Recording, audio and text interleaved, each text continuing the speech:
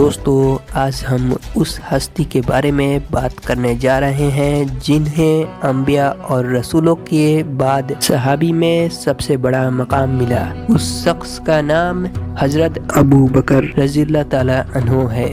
یہ اس ہستی کا نام ہے جنہوں نے مردوں میں سب سے پہلے اسلام قبول کیا۔ دوستو آج ہم بات کر رہے ہیں خلیفہ اول حضرت ابو بکر صدیق رضی اللہ تعالی عنہ کے بارے میں۔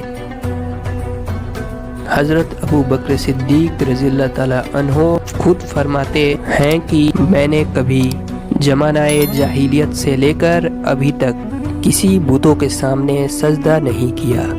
اسلام لانے سے پہلے کفر کے زمانے کا حضرت ابو بکر صدیق رضی اللہ تعالی عنہ دو باتیں فرماتے ہیں کہ میں نے نہ کفر کیا، نہ شرک کیا، نہ ہی کبھی بچپن سے کسی بت کے آگے سجدہ کیا۔ جبکہ اس دور میں ہر گھر میں بتوں کا ایک گھر ہوا کرتا تھا، یہاں تک کہ خانہ کعبہ میں بھی بت بھرے پڑے تھے۔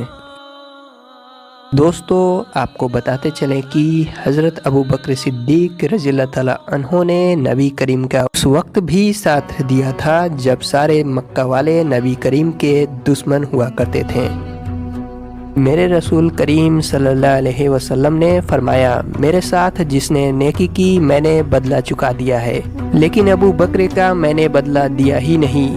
قیامت کے دن جب سب جنت میں جانے لگیں گے میں اس کا بازو تھام کے اللہ کے بارگاہ میں لے جاؤں گا۔ سبحان اللہ۔ دوستو اس ویڈیو کو لائک کر کے آگے شیئر ضرور کریں، اور اگر ابھی تک اس چینل کو سبسکرائب نہیں کیے ہیں تو سبسکرائب کر لیں۔ اللہ حافظ۔